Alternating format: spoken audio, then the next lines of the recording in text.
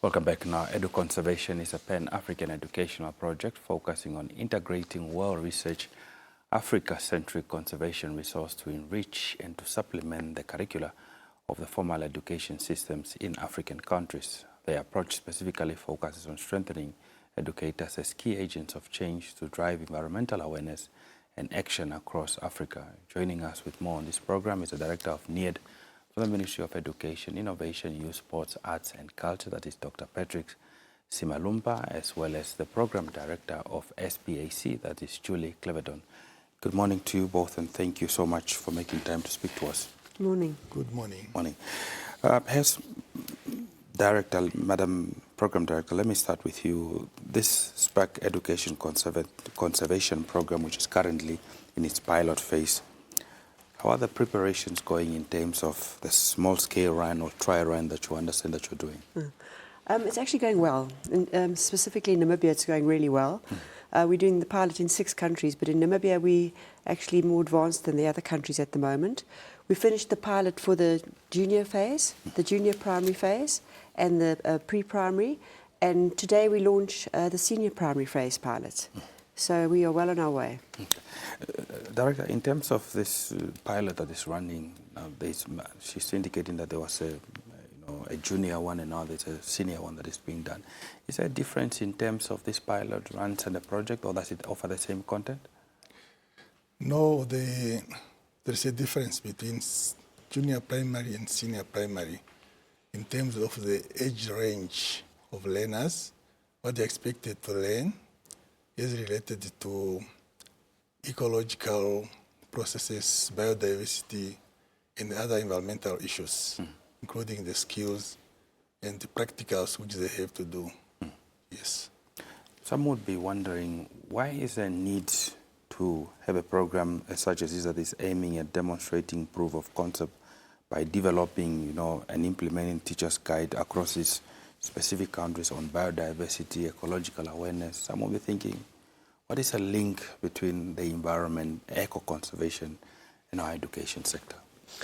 Well, I think what's really important here is this pilot is about showing how we can integrate environmental awareness, education, conservation messaging into existing curricula so that children learn about environmental education every day in the classroom. It's just not one subject or one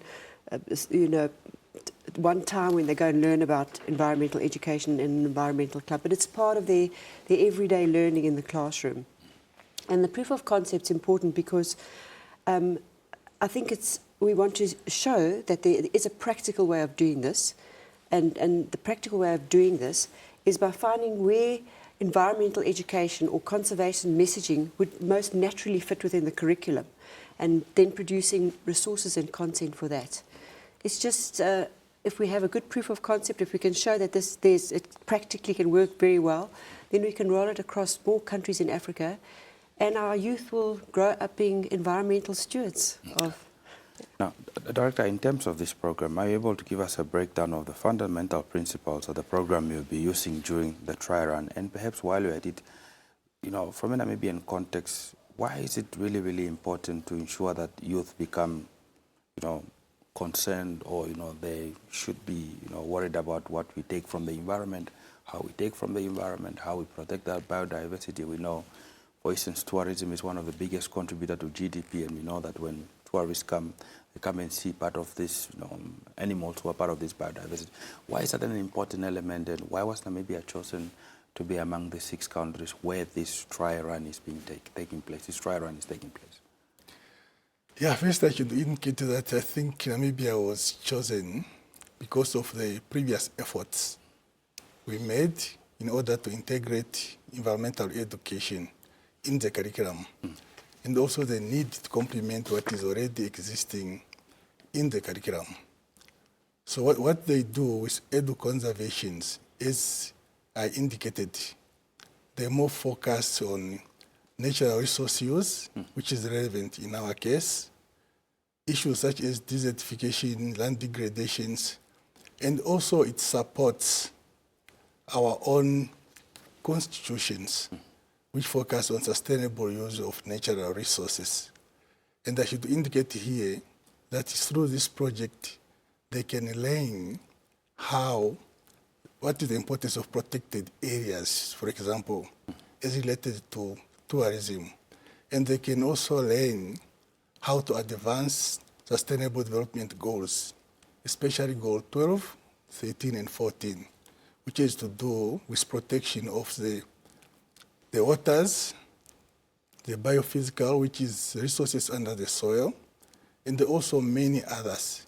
So in a practical and local context way. So it also links up to the policies which we have as a nation state, which are on conservation and environmental issues. Yes. Okay, thank you, Director. Now, Madam Program Director, the toolkit for Namibian teachers, what does that entail in terms of this? Does it speak to a general context from the African point of view, international point of view, that is specifically focused on the circumstances of Namibia? No, it's specifically focused on the circumstances of Namibia. So if you can imagine, when I say teacher's toolkit, it's actually a physical box. And inside that box is a teacher's guide. And the teacher's guide has a range of lesson plans that are classroom ready. The teachers can use them straight away. And the most important part of this lesson plans are that we work collaboratively with experts in Namibia. So it's completely localized. Even our illustrators of our storybooks are local artists. And I think that's the most important part, that it's localized content and it addresses the needs and the challenges in Namibia.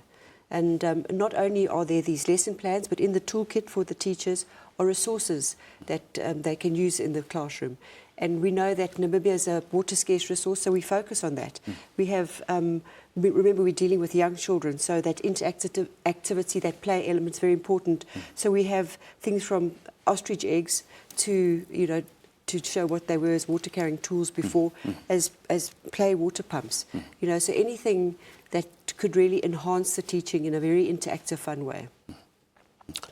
Director, let's talk about how many learners are we anticipating that will be participating in the program in terms of this edu conservation resources?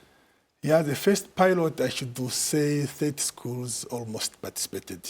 And these are big schools with high enrollment, with classes, for example, grade 1, 2 classes, grade 2, 2 classes, grade 3, 3 classes on average. So here we are talking about around 160 learners per school benefiting. And if there are 30 schools, it's more than 5,000. That's just part of the pilot in order to perfect the That was for the junior primary? Yes, junior primary, just perfect the toolkit. But the rollout will go because the demand is too high. Yes, so we are just piloting to perfect the toolkit, and also in terms of training to see what kind of methodologies can be adapted in order to effectively implement the project. Now, Program Director, in terms of the outcomes that you have learned perhaps from the piloting of the junior primary, what were some of the outcomes of that pilot? Okay, so I think that's been quite exciting. I think what we know is that behavioural change is the biggest indicator of success. And the behaviour changes we're seeing are that the learners are becoming more involved in conservationally minded activities. They're starting litter programs, they start wanting to start gardens, etc. And the teachers as well. The teachers are not only encouraging this kind of activity in the schools, but they're also encouraging it in their communities. So we're seeing that kind of thing. Those are what we intended to happen. But we have some unintended outcomes coming out, and teachers are reporting that there's less absenteeism in the classroom when they know they're going to do an edu-conservation lesson. More discipline in the classroom because they're really focused and listening. So those are some of the unintended outcomes that the teachers are reporting, which are also encouraging. Okay. Director, do we anticipate that perhaps this trial run in terms of the senior primary school might be more different from what we have seen from the junior primary? The approach is almost the same, but there will be a little bit of difference in terms of the depth of what they will be dealing with. The practical activities they will be doing at school level, apart from tree plantings, decomposing, and then plus other things such as water auditings and then and then the others, so they have to go into more details in terms of, basic scientific processes on how to look on environmental issues. And also the issue of actions which they have to take on a school level to address local environmental issues. And the linking also to their local communities to implement that which they learn. So the whole school approach to learning. It will come, I think, more on senior primary than in junior primary, because in junior primary we are more on literacy and numeracy, but through environmental issues.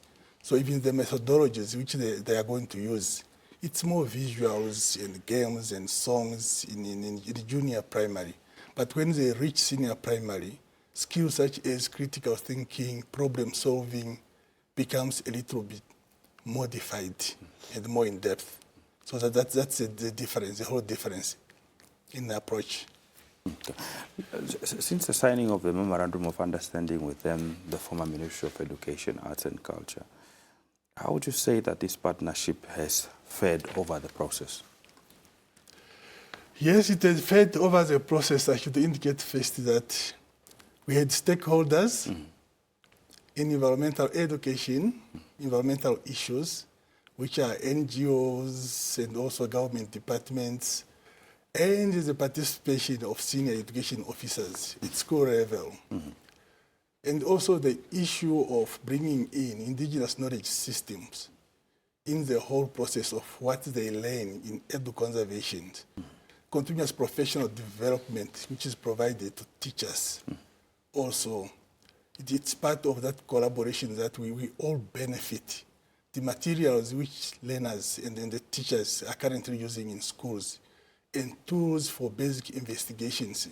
It's all this part of collaboration we are having. So it's a successful, it's a benefit, really a benefit. So the stakeholders indeed played a crucial role in shaping the program. Yes, because when you deal with environmental issues, we have to look at local priorities. We can only identify local priorities by using the experiences of the local people. Yes. Madam Director, in terms of this Spac Education Conservation Program, why is it so significant that there is a need to streamline it in curriculum, especially in the formal education system in Africa? Some would say that generally the natives and people who live in this land have been doing conservation for some time. If you see that most Western democracies they are struggling with conservation of their environments, but Africans have generally been able to ensure that they conserve their environment. It is, trees continue to be here, but then if that perhaps was working, why then is there a need to ensure that we put it in a program so that everybody gets to learn about it in a formal education, even though some informal practices have already been helping preserve this environment? Yes, I think maybe we in Africa have lived close to the land, so we have always learned to protect the land. But I think there's definitely space to learn more about environmental education, because I think we have so many challenges on the planet. I mean, water scarcity, etc. So I think bringing it into your everyday learning is really important. For young children to really understand. I mean, they're faced every day in the press with issues on climate change, etc., etc. And this is a way of addressing their questions that they might have and making them even better environmental stewards of the environment. I think it's really important because we do, as a planet, face many challenges at the moment, especially with environmental challenges. Okay. Director, in terms of this trial run that we are hosting, we've completed junior primary school. Now we're talking about senior secondary school, senior primary, pardon me. Do we have an anticipation time as to when this trial run will conclude?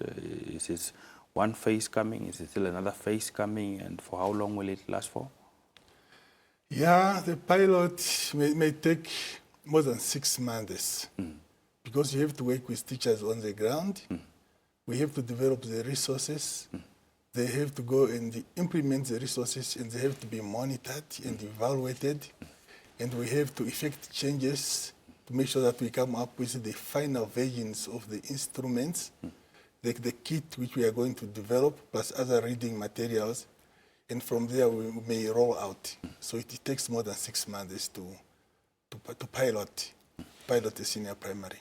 No, maybe, Madam Director, building on the Director's response, let's say that the trial run is completed, you find out, you ask teachers to go and try and implement it in the regions or their specific schools, you get recommendations, you monitor them, you evaluate them and to see how to best shape. When then do we possibly anticipate a full rollout in the curriculum? Does it mean that we'll have to adjust the curriculum to ensure that, this becomes subjects which can be assessed in terms of national examination, or what will it mean in the end? Okay, so actually what it means is that we are not adjusting the curriculum of the education system at all. What we're doing is we're finding the most natural fit in the education system where we can include environmental messaging or conservation messaging. So, for instance, in storybooks that they use in literacy in learning to read and write in the schools, in those storybooks we have messaging, conservation messaging. We talk about picking up litter or whatever the messaging is, which is age appropriate at that age. So we're not actually changing the curriculum. We're just supporting teachers with lesson plans and resources where they can introduce environmental and conservation messaging into the curriculum. So that's really what's really nice. It's not about changing it, but it's about supporting the curriculum with environmental messaging. So it's something that children are exposed to every day. I think that was one part of your question. I can't remember the other part of your question. I think that concludes it. I think the Director wants to add. Yeah, it's not a new thing. Or maybe a separate subject on its own. Environmental issues are already embedded. It's just complementing and strengthening so that the messaging of environmental issues comes out perfectly, especially related to biodiversity, ecosystems, and natural resource use. Yes, but in a more practical way. So it's not a new subject. Now, as we conclude our conversation this morning, are there any other projects or initiatives that this SPAC Education Conservation Program is planning to roll out in the near future? Well, we're busy with this pilot in 6 countries, but Sabina Platinum African Charities actually does many other conservationally minded projects. They have a conservation research program happening in the Congo Basin around the forests, and many early childhood development centers around the Congo forests. Studies on forest elephants, gorillas, etc., etc. And our founder, Mrs. Plattner, firmly believes that the only way to protect the planet is through the youth and educating the youth. Yeah. Indeed. Director, are there any final thoughts before we let you go this morning? Yeah, I should indicate that the program it's excellent and really a benefit for our learners because they'll be learning in a very practical ways. Learning by hands and excitement, and as a nation, I think we'll benefit from this project. And we look forward for the senior primary phase to be implemented. Yes. Well, Dr. Patrick Simalumba, Director at NIAD, as well as Juliet Cavadon, Program Director at the Sabine Platinum Africa Charities, thank you so much for making time to speak to us this morning. Thank you very much. For sure. Now, that was Dr. Patrick Simalumba, who's a director at NIAD, and Julie Claverdon, program director at the Sabina Platinum African Charities, talking to us about that is an overview of the education conservation program that is currently in its trial run. They've indicated that they've concluded it in terms of the junior primary, and we're about to commence with the rolling out of the trial run that is for the senior primary. Looking forward to those outcomes and seeing how we can ensure that environmental stewardship at an early age of Namibians and ensure that we protect our environment, not only for the present, but for future generations to come.